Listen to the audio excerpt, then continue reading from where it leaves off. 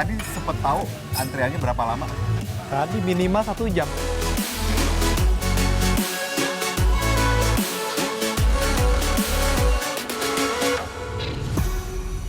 Yogyakarta Istimewa.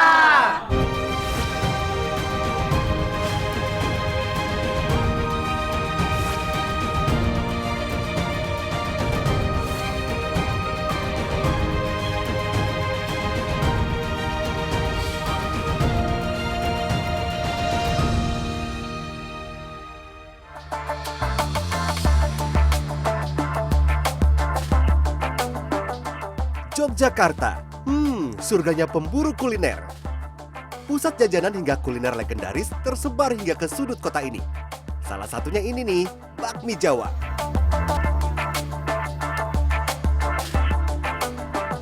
Tertarik mencoba bakmi Jawa godok?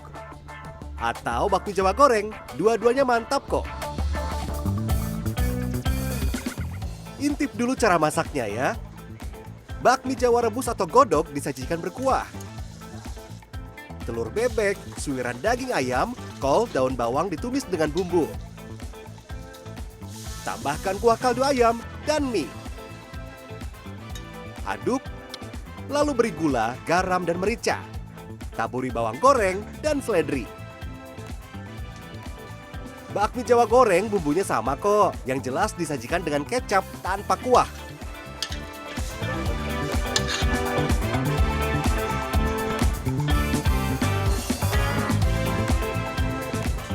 Suka pedas? Pakai irisan cabai rawit bisa kok. Tapi ingat, ada bumbu wajib dalam bakmi Jawa. Mbak, ini kan dari tahun ke tahun nih resepnya supaya rasa bakminya ini tetap sama. Apa yang harus dijaga nih? Ya, nomor satu itu kita harus konsisten. Konsisten kualitas, rasa itu kita harus simbah, harus kalau bisa malah ditingkatkan, jangan dikurangi bumbu itu. Nah, itu Tapi kalau untuk menu bakmi Jawa, ini biasanya bumbu yang wajib ada di bakmi Jawa atau apa? yaitu yang pasti itu bawang putih sama miri. Itu pasti wajib itu kalau Itu jadi ciri khas bakmi Jawa ya, bumbunya iya, harus kemiri dan jadi bawang putih. Bawang putih bumbunya itu lebih banyak, lebih enak. Gitu ya, oke. Mbak, kasih tips dong supaya bakmi Jawanya enak nih untuk mie nih, biar teksturnya pas. Itu masaknya harus gimana sih? Ya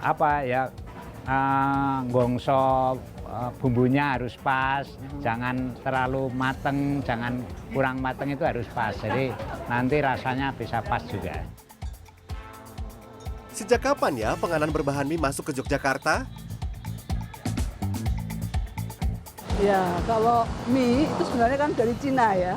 Cina udah ribuan tahun yang lalu. Nah, masuk ke Indonesia itu pada saat kolonial ya, abad ke-19 bersama dengan pedagang-pedagang Tionghoa. Nah, ke Jogja ini saya kira juga sama. Pada masa-masa itu masuk ke Jogja bersama-sama dengan pedagang Tionghoa itu, mereka kemudian mulai membuat mie dan ada akulturasi juga terkait dengan budaya ya, budaya di Jogja terutama di Jawa.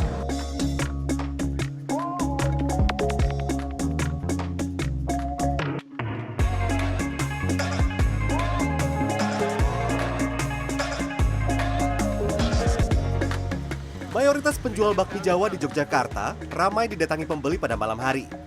Warung bakmi Jawa yang berlokasi di Jalan Bintaran Kulon, Kecamatan Mergangsan ini misalnya. Warung legendaris yang ada sejak tahun 1947 ini adalah salah satu warung bakmi Jawa yang menjadi incaran wisatawan.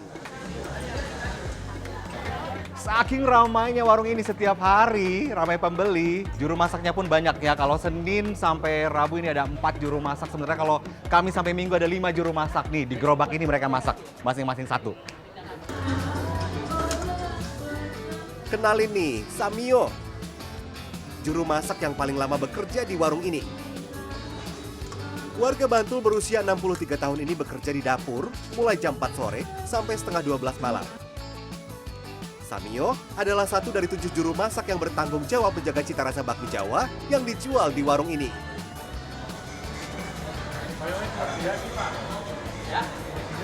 Mas Samio, dari tahun 87 masak bakmi Jawa di warung ini, kenapa bisa bertahan selama itu? Ya kalau saya kan ijazahnya kan rendah, tapi ya pekerjaannya aja. Saking ramai pembeli, Samio hanya libur 5 hari dalam sebulan. Upah yang didapat Rp100.000 per hari. Pak, kalau masak bakmi gini kan pasti berdiri nih ya, Iya, berjam-jam ya, ya, berdiri, ya. masak. Iya. Dan harus memastikan juga nih, rasanya harus pas gitu ya. Ya, Bapak nggak capek? ya seharusnya ya capek tapi ada istirahatnya. Yang penting Iya. halal ya Pak ya, Iya, tetap iya. kerja. Dalam sehari, minimal 200 porsi bakmi Jawa terjual di warung ini. Harganya Rp25.000 per porsi. Beneran nikmat nggak ya bakmi Jawanya? Ini yang kedua saya. Yang kedua setelah dapat informasi dari teman gitu kan, ada yang legend katanya di sana. Kenapa balik lagi ke sini? Rasanya gimana? Yang jelas penasaran, pengen balik lagi. Gitu. Enak? Mantap. Pertama kali. Terus gimana? Rasanya sih sebenarnya biasa aja, karena aku tipe yang suka pedas, terus kurang masuk di selera aku aja sih. Mau yang lebih ramai? Cobain nih bakmi Jawa yang warungnya ada di kawasan alun-alun utara Yogyakarta.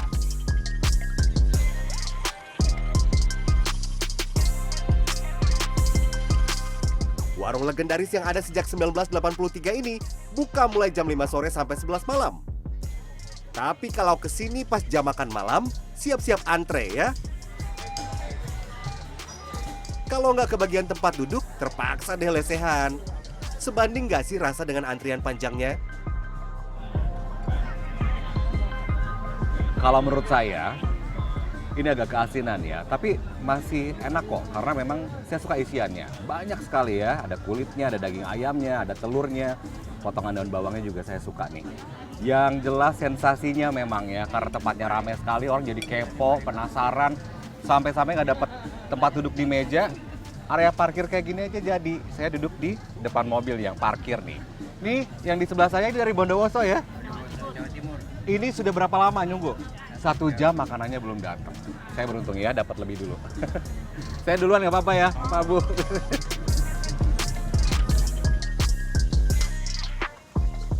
Semua menu bakmi Jawa di warung ini dibanderol Rp25.000 per porsi. 20 ekor ayam kampung, 30 kg mie, 400 porsi bakmi Jawa bisa ludes terjual dalam waktu 6 jam.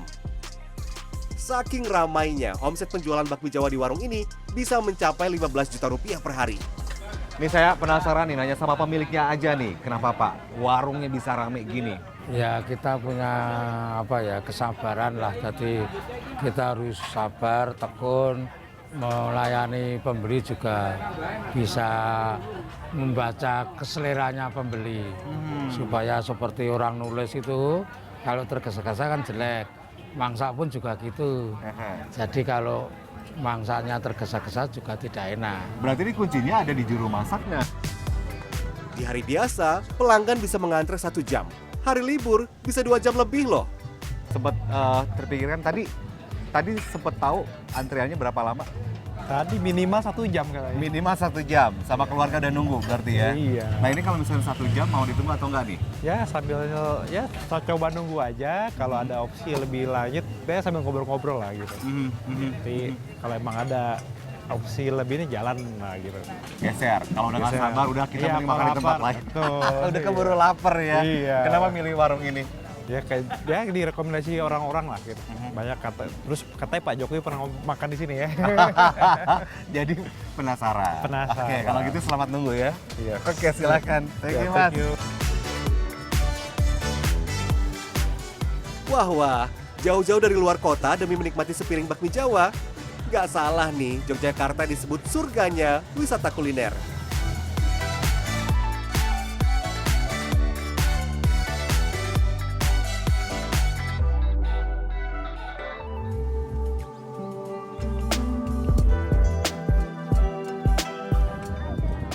Festival ini festival yang paling dinanti oleh penjual bakmi di Piyaman. Di festival ini setiap warga yang ingin makan bakmi hanya cukup membayar Rp10.000 saja. Pak, nyiapin berapa porsi hari ini?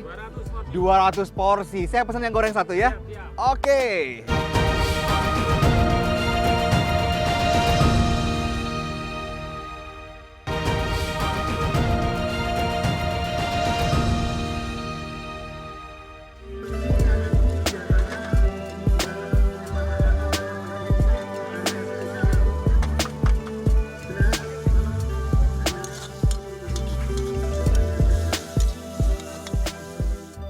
Tak seperti biasanya, Desa Piaman, Kabupaten Gunung Kidul, Yogyakarta tampak ramai. Untuk pertama kalinya, desa ini menggelar Festival Bakmi Piaman. Festival ini festival yang paling dinanti oleh penjual bakmi di Piaman. Di festival ini setiap warga yang ingin makan bakmi hanya cukup membayar Rp10.000 saja. Pak, nyiapin berapa porsi hari ini? 200 porsi. Saya pesan yang goreng satu ya. Oke.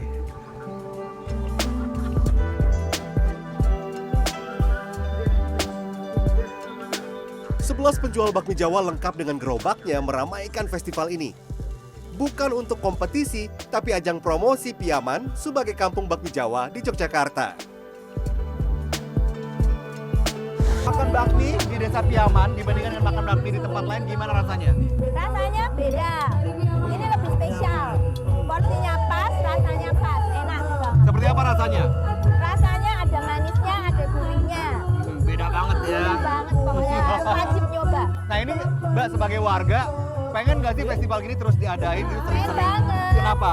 Ya supaya ada apa ya, penjualnya bisa punya ajang buat menjual Memperkenalkan dagangannya. juga Iya. gitu ya. Apalagi murah meriah ya. Oh, harganya murah banget. Oke, mantap memang nih. Mantap. Makan lagi Mbak. Di Festival Bakmi Piaman pertama ini ada 700 porsi bakmi Jawa yang disediakan. Semoga festival berikutnya digelar di tempat yang lebih luas ya, biar bisa menampung penjual dan pengunjung lebih banyak.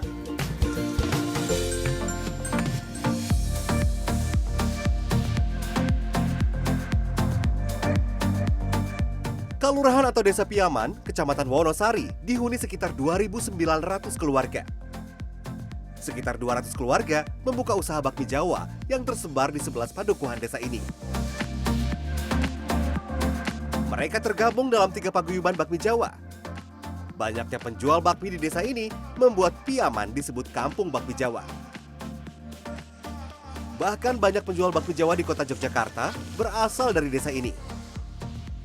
Pak, ini sejak kapan ini mulai bermunculan penjual bakmi Jawa di Desa Piaman? Kalau di Desa Piaman sini sebetulnya sekitar 20 tahun yang lalu ya, sekitar itu. Kalau dulu emang cuman sedikit Om, cuman di Jogja.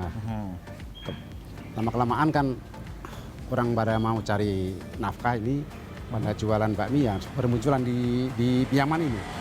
Banyak sekali yang di Piaman. Kalau dulu di Jogja cuman bikul, pakai bikul itu. Sekarang udah pada mangkal di rumah-rumah, di warung-warung seperti itu. Karena jumlah penjual bakmi Jawa di desa ini terus bertambah, banyak warga yang mengadu nasib keluar daerah dengan membawa keahliannya memasak bakmi Jawa seperti Jakarta, Surabaya, bahkan hingga ke Kalimantan. Jadi yang pertama itu memang harus ada kesadaran atau edukasi bahwa melestarikan makanan tradisional khas daerah itu sangat penting bagi masyarakat itu. Informasi tentang pentingnya makanan tradisional untuk kesehatan masyarakat dan juga ekonomi, membangun ekonomi kerakyatan. Saya kira Dan yang paling penting adalah regenerasi. Turun-temurun Regenerasi, mereka harus betul. bisa menurunkan skill membuat itu dengan otentik ya. Itu yang kepada penting. anak cucu mereka. Juga, ya. Ini yang cukup sulit ya. Jadi harus Nah, dijaga-jaga bersama pemerintah, betul. masyarakat dan elemen lainnya. Ya, komunitas juga untuk mendukung itu, saya kira. Lebih dari 28 tahun, Sugianto menjual bakmi Jawa. Berawal dengan membuka warung bakmi kaki lima di kota Yogyakarta pada tahun 90-an, kemudian melanjutkan bisnis kuliner bakmi Jawa di tanah kelahirannya, Piaman. Pria berusia 53 tahun ini selalu menggunakan ayam kampung betina untuk bakmi Jawa buatannya. Pak, ini kalau misalkan ayam untuk bakmi Jawa ini yang bagus yang dipakai ayam apa?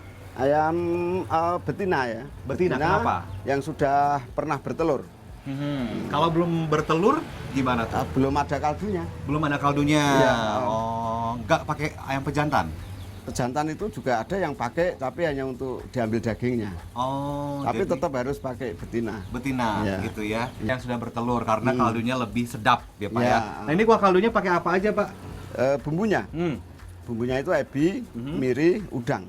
Ya. Oke, itu fungsinya untuk biar membuat sedap ya, sedap. Biar sedap ya. Oke, kita aduk lagi Pak. Bisnis bakmi Jawa di Desa Piaman boleh dibilang bisnis keluarga. Seperti Sugianto nih. Ia dibantu 4 orang karyawan yang merupakan kerabatnya. Upahnya Rp100.000 per hari. Warung-warung bakmi Jawa di Desa Piaman buka mulai jam 5 sore, termasuk warung Sugianto di Jalan Lingkar Utara Padukuhan Ngerboh 2. Jika melintasi Desa Piaman di Gunung Kidul, Anda mudah menemukan bakmi Jawa di pinggir jalan. Namanya juga sentra usaha bakmi Jawa ya. Semakin malam, warung Sugianto semakin ramai. Pelanggannya bukan hanya warga Desa Piaman. Pengendara yang melintas juga kerap menyantap bakmi Jawa buatannya. Bahkan ada yang menjadi pelanggan setia loh. Apa sih yang membedakan bakmi Jawa di Piaman dengan daerah lain?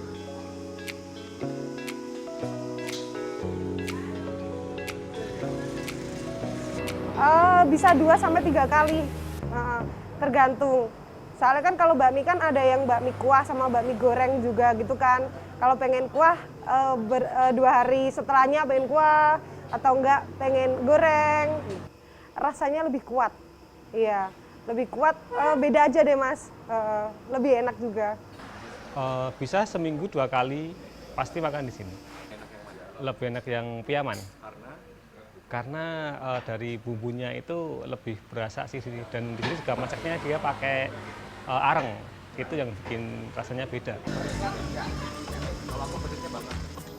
Seporsi bakmi Jawa dijual Rp15.000. Setiap hari, Sugianto bisa menghabiskan 6 ekor ayam kampung, 150 porsi bakmi dengan pendapatan bersih rata-rata Rp400.000. Memang rezeki nggak kemana ya, meski jualan bakmi Jawa di desa tetap cuan.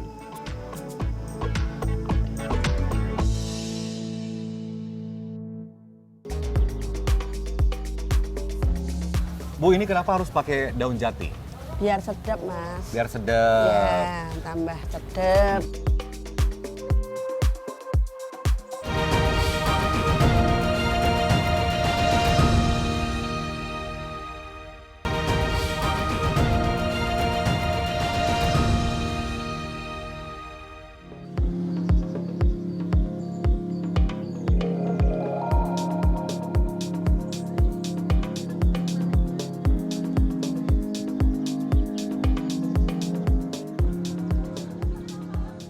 Satu lagi nih kuliner khas dari Yogyakarta berbahan mie. Namanya mie pentil. Tapi jangan bayangkan menu ini berlimpah rempah seperti bakmi Jawa ya, karena tampilannya sederhana. Yang jualan kebanyakan di pasar tradisional. Di Pasar Pundong Kabupaten Bantul ini salah satunya. Sekaryati, warga dusun Seyegan, terbilang lama menjual mie pentil di pasar ini. Sejak tahun 2006 loh. Meski usianya 55 tahun, Sekaryati masih setia dengan profesinya. Sehari ia bisa menjual 10 kg mie pentil. Daun jati biasa digunakan olehnya sebagai pembungkus. Disajikan dengan sambal tempe, mie semakin mantap saat disantap. Bu, ini kenapa harus pakai daun jati? Biar sedap, Mas. Biar sedap. Ya, tambah sedap. Tapi ini kalau orang beli, harganya bisa macam-macam nih. Mie ada yang 5.000, ada yang 10.000. Jadi paling bungkus minim 2.500. 2.500 paling begitu ya. minim, ya. Tapi bisa sesuai banyaknya Ya, gitu ya. banyak. Bu, kalau jualan mie pentil ini kan murah banget nih. Iya. Oke. Ibu dalam sehari bisa ngejual berapa bungkus, berapa banyak mie pentil? 10 kilo. 10 kilo sehari Iya. kejual? 10 kilo, 10 Nah, itu kilo. jadi berapa dapatnya kalau diuangkan? Sekilo itu 22 dikali 720.000. Jadi dalam sehari Ibu bisa dapat berapa penghasilannya, Bu? Ya 100 lebih. 100 lebih. 100.000 lebih. Oh, minimal 100.000 rupiah ya dapat ya. Iya, angel malah buat. Angel loh, Mas. Angel Tapi buat cukup ini. ya, cukup untuk beri bahan lagi, Cukup bikin lah, lagi. Berjualan mulai jam 6 pagi, jam 11 siang biasanya mie pentil Sekaryati ludes terjual. Laris juga ya.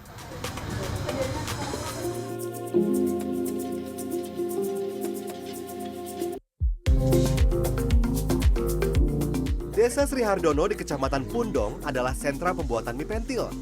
Ada warga yang memproduksi pati singkong sebagai bahan utamanya, ada pula yang memproduksi mie-nya. Saryanto adalah satu dari 20 produsen mie pentil di desa ini. Dalam sehari, ia bisa menggunakan 25 hingga 40 kg tepung atau pati singkong untuk dijadikan mie pentil. Adonannya cukup tepung dengan air mendidih. Kalau sudah kalis begini, adonan siap dicetak. Pak, kalau di Pundong ini mie pentil ini ada sejak tahun berapa, Pak?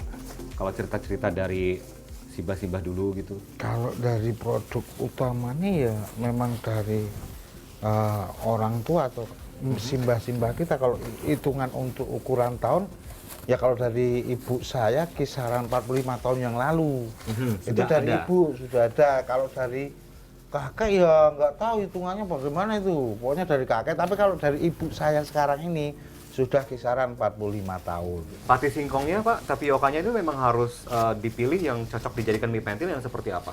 Kalau dari kita memang ngambilnya itu memang benar-benar dari singkong pilihan. Yo, katakanlah dia panen di musim kemarau, biar kandungan tepungnya itu agak banyak. Urusan mencetak, Saryanto mempekerjakan warga desa. Andi adalah satu dari 3 karyawan di pabrik mie pentil ini. Teknik mencetaknya terbilang tradisional. Adonan yang dipadatkan ditekan dengan memutar alat ini.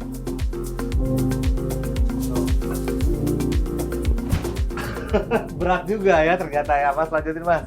Mas Adi ini kan sudah cukup lama nih bekerja di sini ya, bikin mie pentil gitu ya. Di Pundong sendiri ini sebagai pusat produksi mie pentil. Ini dengan kehadiran banyak produsen-produsen mie pentil ini gimana nih, membantu nggak buat di rumah? Ya cukup membantu. Membantu. Biasanya kalau sistem pengupahan rata-rata tuh per hari, harian atau gimana? Per kilo. Per kilo. Jadi hitungannya sehari rata-rata bisa dapat berapa nih? Sehari itu 120 gitu. Itu buat 1 orang atau 2 orang? 2 orang. Buat 2 orang. Jadi bisa minimal bisa 60.000 masuk ke kantong sehari. Mie siap untuk direbus. Sekilas bentuknya mirip mie biasa. Kok namanya pentil ya? Pak, ini mie pentilnya sudah jadi nih. Ini ngomong-ngomong kenapa sih namanya mie pentil, Pak? Karena memang kalau sudah diproses dengan perebusan, nanti bentuknya persis kayak pentil.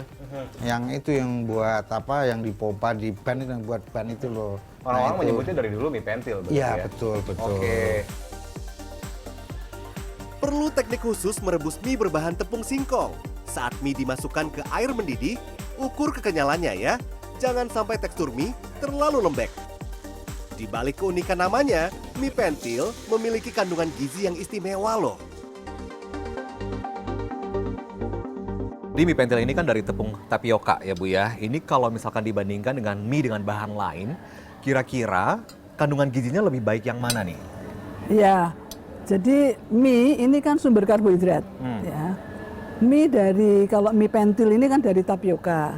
Ini sumber energi, jadi karbohidratnya banyak. Proteinnya sedikit.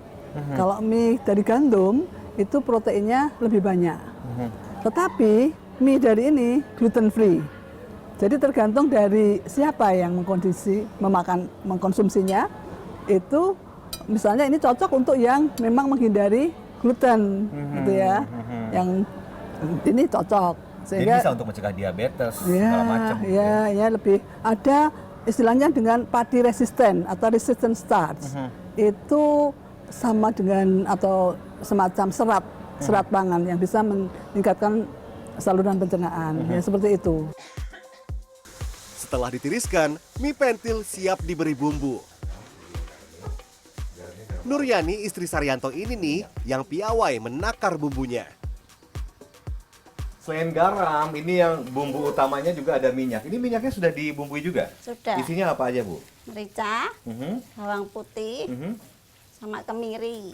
Ada garamnya juga? Ada. Jadi ini akan menambah aroma dan gurih ya? Ya. Kalau sudah gini udah siap makan? Sudah. Tinggal pakai sambal? Ya. Sambalnya biasanya sambal? Tempe. Sambal tempe. Ya. Nah, kalau misalkan ini kan cepet basi nggak sih mie pentil ini? Ya enggak. Tahan lama berapa lama? 24 jam. Sehari. Jadi ini nggak tahan lama ya, Bu ya, harus langsung habis. Tapi kalau mau lebih lama biasa di kulkas ditaruh. Itu bisa berapa lama di kulkas bisa awet? 4 hari bisa. 4 hari bisa. Jadi sebenarnya ini bisa dimakan langsung. Ya. Tapi kalau mau digoreng juga, mau Bisa. ditumis bisa, Iya. gitu ya. Tergantung selera ya Bu ya. Iya.